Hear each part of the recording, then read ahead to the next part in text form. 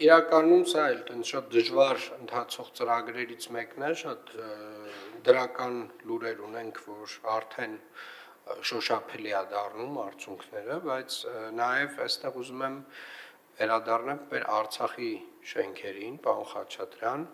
մենք արդեն մի մասի բնակիչներին ֆիզիկապես մի մասը տեղափոխվել է, մի մասը ԲԳՎ-ներ ունեին, որ դեռ շենքը կառուցման փուլում էր, ուզում եմ հասկանալ ինչ իրավիճակ կա ներսում իմ այդ Արցախի շենքերի ներսում, որն է պատկերը։ Բնակիչները սպասում են, բան քաղաքապես սպասում են շենքերի կառուցմանը, ինչքան հիշում եմ չդավաճանմիջոցությունս այս տարի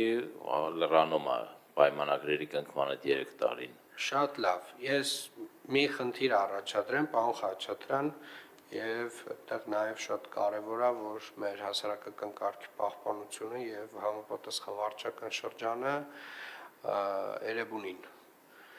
համապատասխանաբար պատրաստ լինեն, որ երբ որ ես գնամ այնտեղ շրջայցի, մենք հանկարծ այնտեղ նոր բնակիչներ չունենանք, այսինքն սա շատ կարևոր է, ուզում եմ սա ֆիքսենք, հանկարծ չստացվի, որ մենք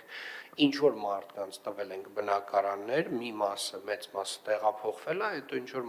նոր մարդիկ են հայտնվել, որ նոր բնակարան են ուզելու, որովհետև դա տեղի չի ունենալու եւ ասեմ ավելին, բոլոր այն հատվածներում այն բնակարանները,